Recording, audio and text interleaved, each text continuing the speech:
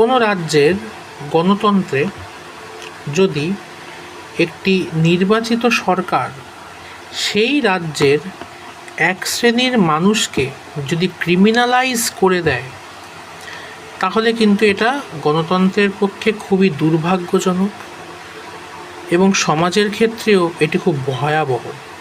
Criminalise মানে কি? বিষয়টা হলো যে ক্রিমিনাল বানিয়ে দেওয়া, অর্থাৎ এক শ্রেণীর গরিব মানুষকে সঠিকভাবে কর্মসংস্থান না দিয়ে টাকার বিনিময়ে তাদেরকে অপরাধমূলক কাজকর্মে লাগানো হয়।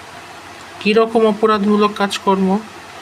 বোম মারা, বন্দুক চালানো, ভোট লুট করা, বুথ জ্যাম করা, সাধারণ মানুষকে হুমকি দেওয়া, এই অপরাধমূলক কাজকর্মে লাগানো হয়।